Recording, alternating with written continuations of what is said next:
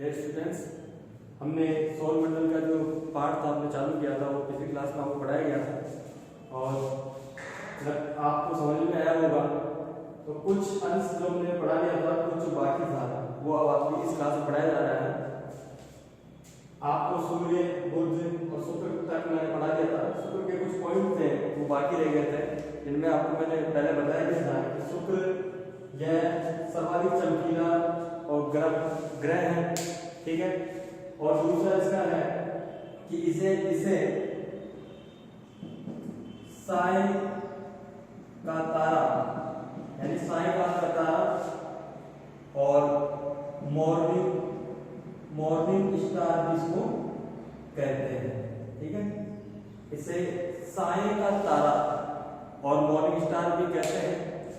इसी शुक्र ग्रह को पृथ्वी की बहन या पृथ्वी की जुड़वा बहन भी कहा जाता है, क्योंकि शुक्र एक ऐसा ग्रह है जिसका घनत्व और आकार पृथ्वी के समान ही है, इसलिए इसे पृथ्वी की बहन भी कहा जाता है। आगे जो भाग के वो है आपकी पृथ्वी। पृथ्वी के बारे में आप सब जानते हैं, अपन पृथ्वी में निवास करते हैं, ठीक है। तो पृथ्वी के बारे में जानकारी आपको देता हूं मैं। पृथ्वी जिसको नीला ग्रह भी कहते हैं, पृथ्वी जिसको नीला ग्रह भी कहा जाता है। या अधिकतर जो क्वेश्चन में पूछा जाता है कि पृथ्वी नीला ग्रह कौन सा है, यानी पृथ्वी आपका नीला ग्रह है। क्यों? क्योंकि यहाँ पर 71% भाग पर पानी है। आपने पढ़ा होगा यहाँ पर 71% भाग पर जल है और इसी कारण इसका रंग नीला नजर आता है। इसको नीला ग्रह कहते हैं। आप इसको कहते हैं पृथ्वी को नीला ग्रह कहते हैं। दूसरा पॉइंट इसमें आता है, पृथ्वी सूर्य की जो परिक्रमा करती है, यानी पृथ्वी सूर्य की जो परिक्रमा करती है वो एक वर्ष में करती है और इसमें जो दिन होते हैं आपके 365 दिन और 6 घंटे ये लगाती है। यानी पृथ्वी 365 दिन और 6 घंटे में सूर्य की एक परिक्रमा करती है। कौन करती है? पृथ्वी 365 दिन 6 घंटे में सूर्य की एक परिक्रमा करती है, यानी सूर्य के चारों तरफ जो ये चक्कर लगाती है उसमें से एक वर्ष लगता है और इसमें दिन होते हैं, जो दिन लगते हैं 365 दिन और 6 घंटे लगते हैं। आपने सुना होगा एक लीप वर्ष भी होता है। लीप वर्ष यानी तीन जो साल होते हैं, 3 वर्षों तक इसका दिन होता है 365 दिन, ठीक है। लेकिन एक लीप वर्ष होता है जिसमें होता है आपके कैलेंडर में जो फरवरी होती है, 3 सालों तक तो आपके 28 की होती है, लेकिन एक साल ऐसा आता है जब कैलेंडर में फरवरी में जो दिन एक दिन बढ़ जाता है वो हो जाता है आपके 29 फरवरी हो जाता है।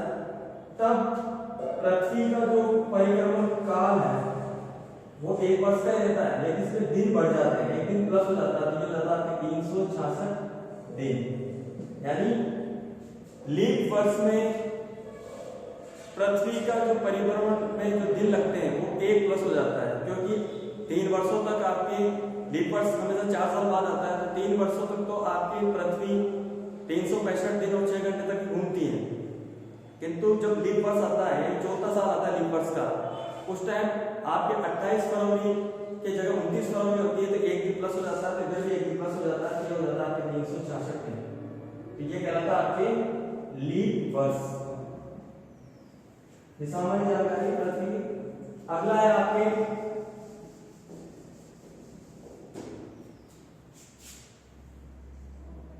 घूर्णन गति। वो परिक्रमण गति थी। परिक्रमण का मतलब होता है चारों तरफ चक्कर लगाना। घूर्णन गति का मतलब होता है अपनी ही जगह पर यानी अपनी अक्ष पे घूमना। ये घूर्णन गति, ये आपके घूर्णन गति। पृथ्वी अपने अक्ष पर पृथ्वी अपने अक्ष पर 23 घंटे 56 मिनट में चक्कर पूरा करती है। यानी कोई मिलाकर आप इसको गिन लीजिए कि पृथ्वी अपने अक्ष पर 24 घंटे में अपना एक चक्र पूरा करती है। कितने घंटे में? 24 घंटे। ठीक है। पृथ्वी अपने अक्ष पर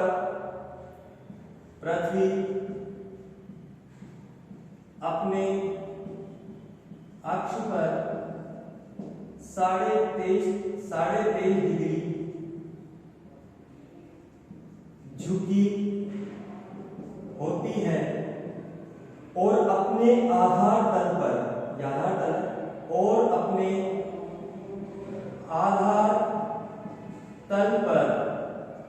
साढ़े 66 डिग्री का कोण बनाती है और अपने आधार तल पर 66.5 डिग्री का कोण बनाती है। मतलब पृथ्वी अपने अक्ष पर 23.5 डिग्री झुकी हुई होती है और अपने आधार तल पर 66.5 डिग्री का कोण बनाती है।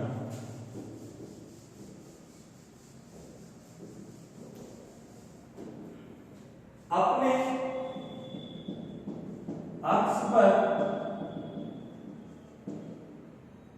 झुकने के वह सूर्य की परिक्रमा करने के कारण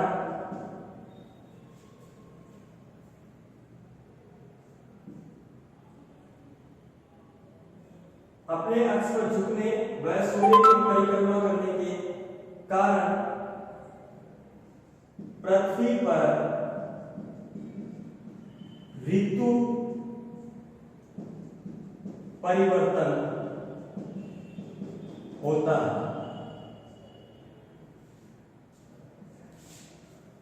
जब कोई ग्रह अपने अक्ष पर झुका रहता है और सूर्य की परिक्रमा करता है तो उसमें ऋतु परिवर्तन होता है। ठीक है।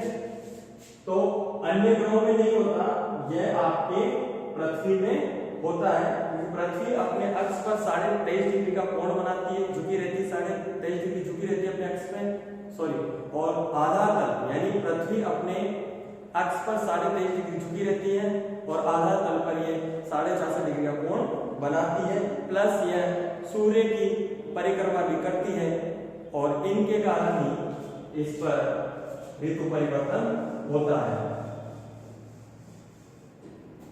वह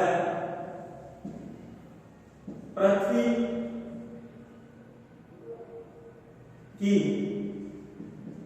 घूर्णन गति का मतलब होता है अपनी ही कीली पर घूमना या अपनी ही अक्ष पर घूमना, यानी पृथ्वी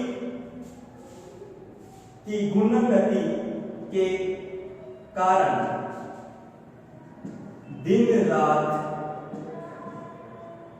होते हैं।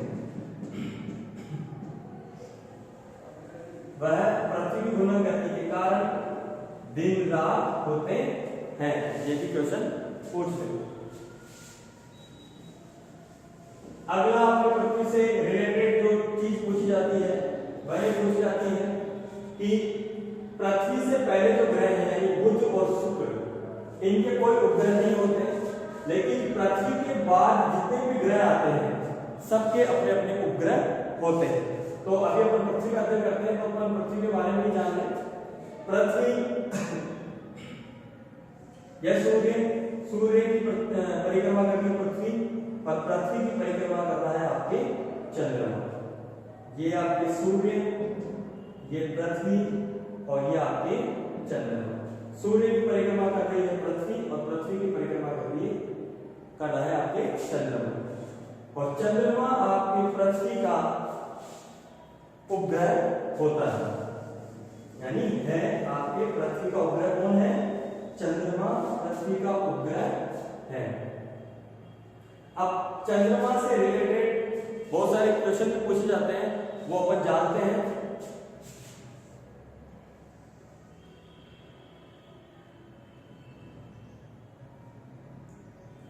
अधिकतर पहला क्वेश्चन जो पूछा जाता है, इसके अंदर ये पूछा जाता है कि चंद्रमा का अध्ययन कौन से विज्ञान में किया जाता है। उसका नाम है आपके सेलेनोलॉजी। सेलेनोलॉजी में चंद्रमा के बारे में अध्ययन किया जाता है। सेलेनोलॉजी में चंद्रमा के बारे में अध्ययन किया जाता है।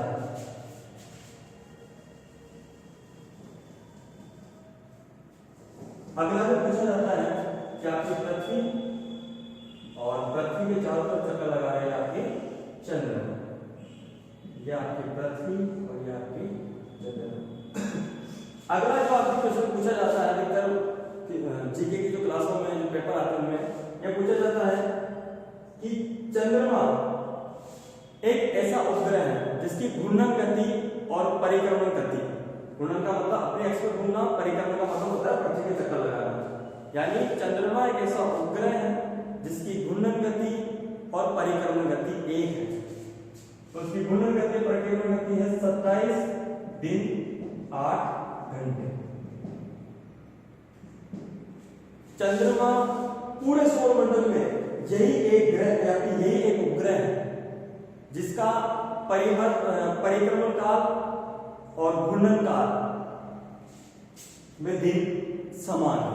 ठीक है, तो ये पूछा जाता है कि भाई वो कौन सा उपग्रह है जिसका परिभ्रमण और परिक्रमण काल एक ही है, घूर्णन और परिक्रमण काल एक ही है। वह आपके चंद्रमा जो 27 दिन 8 घंटे है। अगला जो चंद्रमा के बारे में पूछा जाता है क्वेश्चन,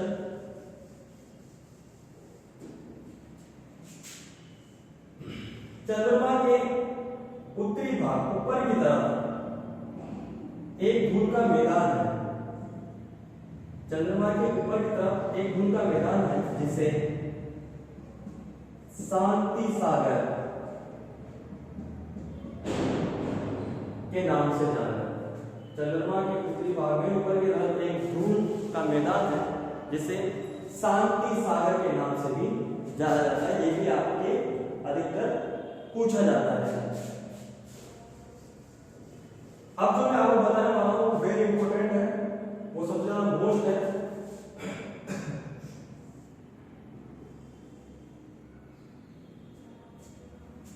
सुपर मून और आपके ब्लू मून, सुपर मून और ब्लू मून ये क्या होते हैं? देखिए मैं आपको बताता हूं, ये आपके हैं पृथ्वी और ये है आपके चंद्रमा। चंद्रमा ये है आपके पृथ्वी। जब चंद्रमा पृथ्वी यानी ये पृथ्वी का उपग्रह है चंद्रमा, जब चंद्रमा पृथ्वी का मतलब परिक्रमण करता है, यानी पृथ्वी के चारों तरफ जब चंद्रमा चक्कर लगाता है तो इसकी दूरी कभी बढ़ जाती है और कभी इसकी दूरी घट जाती है। कभी दूरी इसकी बढ़ती है और कभी दूरी इसकी घट जाती है। ठीक है, जब पृथ्वी और चंद्रमा बिल्कुल पास में आ जाते हैं, यानी दोनों के बीच में या दोनों के मध्य में दूरी अगर घट जाती है तो चंद्रमा का आकार पृथ्वी से मतलब पृथ्वी से देखते हैं तो चंद्रमा बड़ा नजर आता है। यानी पृथ्वी जब ये चंद्रमा पृथ्वी के नजदीक आ जाता है तो चंद्रमा का आकार बढ़ जाता है, यानी 14% बड़ा दिखता है और 30% अधिक चमकता है। ये घटना कब होती है? जब चंद्रमा पृथ्वी के पास में आता है, क्योंकि चंद्रमा जब पृथ्वी के चारों तरफ चक्कर लगाता है यानी परिक्रमा करता है, तो परिक्रमा करने के दौरान ये पृथ्वी के पास में आ जाता है और पास में आने के बाद यह आकार में बड़ा दिखाई देता है, यानी 14% बड़ा दिखाई देता है और 30% अधिक ये चमकता है।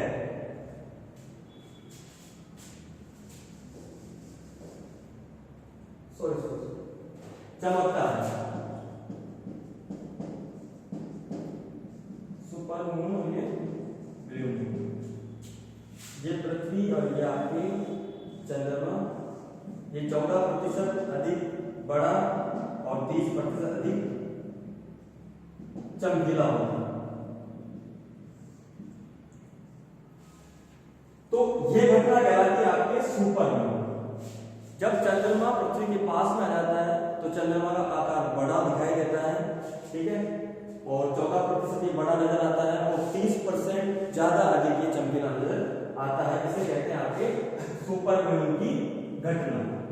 अधिकतर पूछा जाता है सुपर मून की घटना क्या होती है, ठीक है। अगला है आपके ब्लू मून। अभी ब्लू मून क्या होता है, आपको पता है कि कैलेंडर के हर मंथ में एक पूर्णिमा आती है। कैलेंडर के हर मंथ में आपकी एक पूर्णिमा आती है। कभी कभी अगर एक ही मंथ में 2 बार पूर्णिमा आती है तो दूसरी बार जो पूर्णिमा आती है उस वाले चंद्रमा को ब्लू मून कहते हैं। यानी एक महीने में हमेशा एक पूर्णिमा आती है, लेकिन कभी कभी 2 पूर्णिमा अगर एक महीने में आ जाती है तो दूसरे पूर्णिमा का जो चांद नजर आता है उसको कहते हैं आपके ब्लू मून। और अगर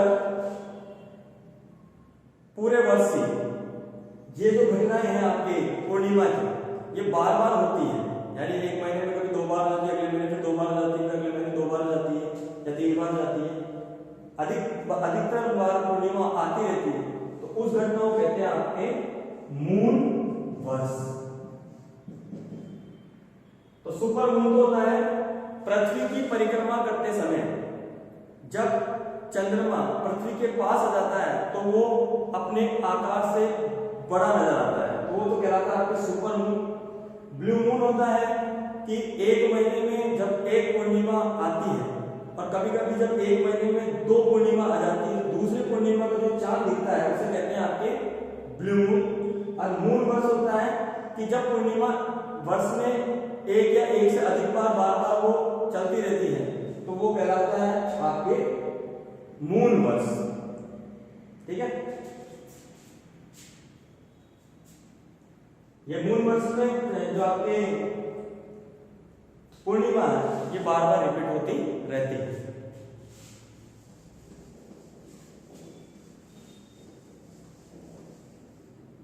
अगला है आपके ये पृथ्वी और ये आपके चंद्रमा जिसका उपग्रह है, जिसके चक्कर लग रहा है। चंद्रमा का अपना कोई प्रकाश नहीं होता, चंद्रमा का अपना कोई प्रकाश नहीं होता और यह सूर्य के प्रकाश से चमकता है। और यह इसके प्रकाश से चमकता है आपके सूर्य के प्रकाश से। सूर्य का प्रकाश चंद्रमा का आता है, यहां से वो परावर्तित होकर नीचे की तरफ पृथ्वी पर आता है आपके चंद्रमा का प्रकाश, क्योंकि और इनमें जो समय लगता है वो लगता है 1.3 सेकेंड, यानी 1 मिनट 3 सेकेंड में चंद्रमा का प्रकाश पृथ्वी पर आ जाता है। और इसका मुख्य कारण यह है कि चंद्रमा और पृथ्वी के मध्य दूरी कम है। चंद्रमा और पृथ्वी के मध्य 3.84 लाख किलोमीटर की दूरी है, यानी 3,84,000 किलोमीटर की दूरी है आपके पृथ्वी और सूर्य के पृथ्वी और चंद्रमा के मध्य। इसलिए प्रकाश आपका बहुत जल्दी आता है चंद्रमा का पृथ्वी पर, 1 मिनट 3 सेकंड में ये प्रकाश आ जाता है। अगर कुछ छोटे छोटे प्रश्न पूछे जाते हैं, चंद्रमा का द्रव्यमान पृथ्वी के द्रव्यमान का 1/81 भाग। चंद्रमा का द्रव्यमान पृथ्वी के द्रव्यमान का 1/81 भाग है। वहीं ग्रेविटी फोर्स यानी गुरुत्वाकर्षण बल 1/6, यानी 1/81 जो द्रव्यमान है, चंद्रमा का जो द्रव्यमान है वो पृथ्वी के द्रव्यमान का 1/81 भाग रखता है और ग्रेविटी फोर्स का 1/6% भाग ये रखता है आपके चंद्रमा। यहाँ एक क्वेश्चन आता है, यहाँ पे एक क्वेश्चन पूछा जाता है कि अगर कोई व्यक्ति 60 किलो वजन लेके या कितना भी किलो वजन लेके ऊपर जाता है तो वहां चंद्रमा में पहुंचने पर उसका वास्तविक वजन क्या होगा। तो उसको किस तरह लिखा जाता है, जैसे मैं यहाँ से या आप यहाँ से चंद्रमा पे गए और 60 किलो का वजन लेके आप जाते हैं तो ये हो जाएगा आपके 1/6 गुणा 60 मल्टीप्लाई करके ये आ गया 10 किलोग्राम। तो अगर मैं यहां से चंद्रमा पे 60 किलो वजन का कोई चीज लेके जाता हूं तो चंद्रमा की सतह पे पहुंचते ही उसका वजन घट जाएगा और वो 60 से हो जाएगा आपके 10 किलो। अगला जो क्वेश्चन पूछा जाता है वो ये पूछा जाता है कि चंद्रमा में ग्रेविटी कम पाई जाती है और इसी ग्रेविटी जो ये कम होती है इसी के कारण यहां पर वायुमंडल नहीं मिलता, यानी मिलता तो है लेकिन कम मिलता है और वायुमंडल हवा में उड़ जाता है। ठीक है, यहाँ पे ग्रेविटी कम है इसलिए वायुमंडल यहाँ पे नहीं रहता, तो वायुमंडल बाहर की तरफ उड़ जाता है। अगला जो छोटा सा मोस्ट क्वेश्चन है वो आप सभी जानते हैं कि चंद्रमा पर अब मानव पहुंच चुका है और पहली बार मानव 1959 में नील आर्मस्ट्रॉन्ग जो पहुंचे थे आपके 1959 में, ये पहली बार पहुंचे थे और किसके माध्यम से पहुंचे थे, ये अपोलो 11 ये अपोलो 11 अंतरिक्ष यान था जिसमें सवार होकर नील आर्मस्ट्रॉन्ग 1959 में पहली बार चंद्रमा पे पहुंचे थे। ये कुछ सामान्य क्वेश्चन चंद्रमा से बनते हैं।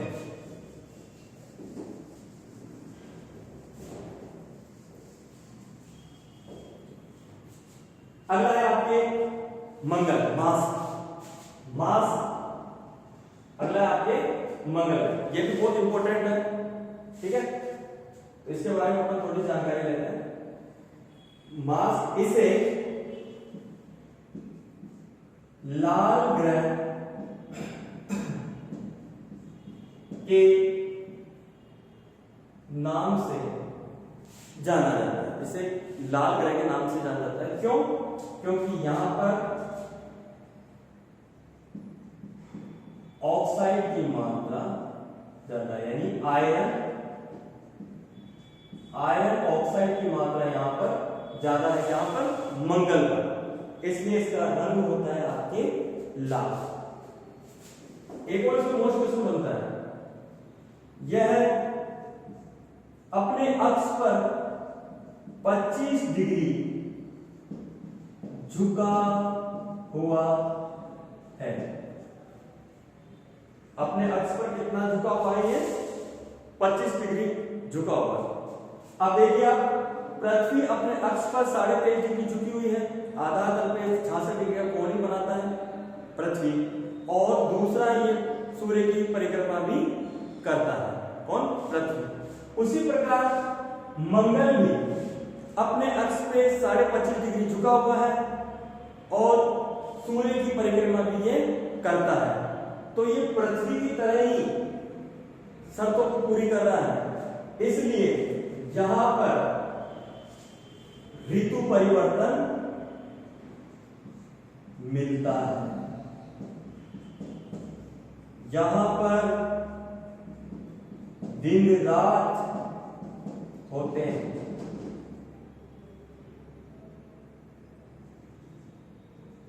जीवाश्म के अवशेष भी पाए गए हैं। ऋतु परिवर्तन यहां पे मिलता है क्योंकि जिस तरह पृथ्वी 23.5 डिग्री पे झुकी हुई है प्लस वह अपने सूर्य की परिक्रमा कर रही है, उसी प्रकार मंगल भी 25 डिग्री अपने अक्ष पे झुका हुआ है प्लस यह भी आपके सूर्य की परिक्रमा करता है।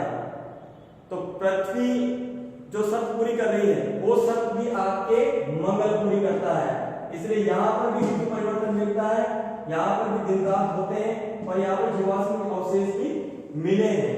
यानी यहाँ पर जीवन संभव हो सकता है और आगे जाके होएगा भी, ये कंफर्म है। तो यहां पर जीव संभव है पृथ्वी की तरह।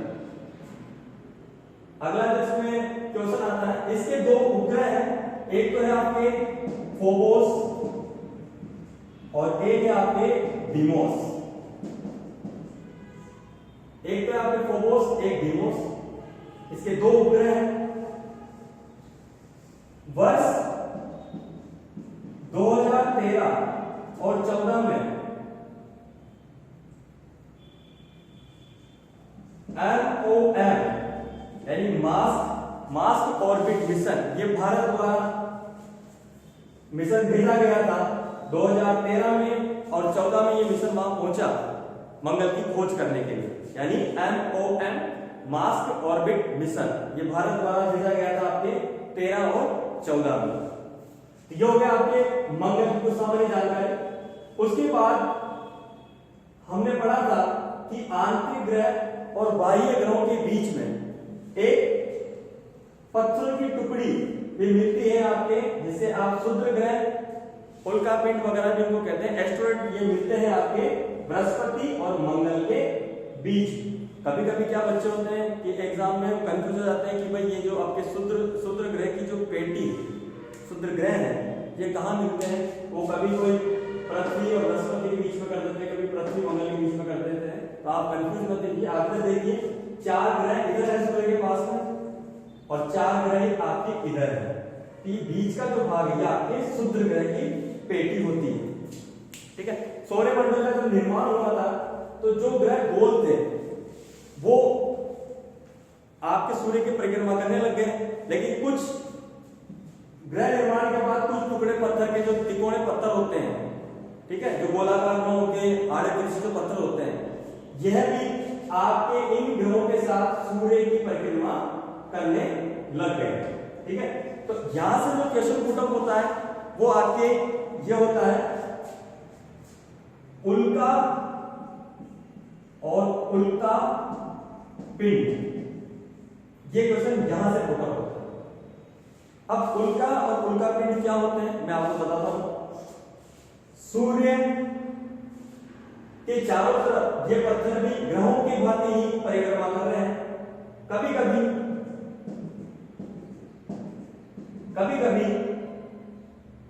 कुछ पत्थर पृथ्वी की ओर आने लगते हैं। कभी कभी कुछ पत्थर पृथ्वी के वातावरण में या वायुमंडल में प्रवेश करने की कोशिश करते हैं, जिस कारण यहां पर जैसे वो अंदर आते हैं तो वो जल जाते हैं, उनमें एकदम आग लग जाती है। ठीक है, आपने सुना भी होगा और आप भी दुआएं मांगते हैं खूब सारी। जैसे कोई आसमान से आप देखते हो एक आग लगा हुआ टुकड़ा गिरता है तो आप बोलते हो कि नहीं ये तो टूटता हुआ तारा है, अगर तारा टूटा है और अपनी विश पूरी होती है। ऐसा कुछ भी नहीं है। ये एक उल्काएं होती है जो पृथ्वी के वायुमंडल में प्रवेश करती है और घर्षण के कारण इनमें आग लग जाती है। कोई तारा नहीं टूटता क्योंकि तारे हमेशा गैस और धूल के अपने गुच्छे होते हैं और गैस कभी टूटती नहीं है।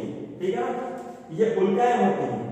अब उल्का पिंड क्या होता है, कभी कभी क्या होते हैं ये जो आपके उल्का जो आपके पृथ्वी की ओर आकर्षित होते हैं या वायुमंडल में प्रवेश करते हैं तो कुछ आकार में बड़े होते हैं। तो विस्फोट के बाद भी कुछ उल्काओं के कण पृथ्वी से टकरा जाते हैं यानी पृथ्वी के धरातल पर पहुंच जाते हैं। तो जैसे कोई टुकड़ा पृथ्वी के धरातल से टच होता है या पृथ्वी के ऊपर गिरता है तो वो आपके उल्का पिंड बन जाता है।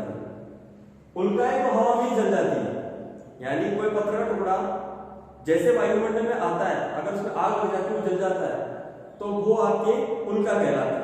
लेकिन अगर वही उल्का कुछ अंश जल के कुछ पत्थर का टुकड़ा पृथ्वी से टकरा जाता है तो वो आपके पिंड हो जाता है, वो आपके हो जाता है उल्का पिंड।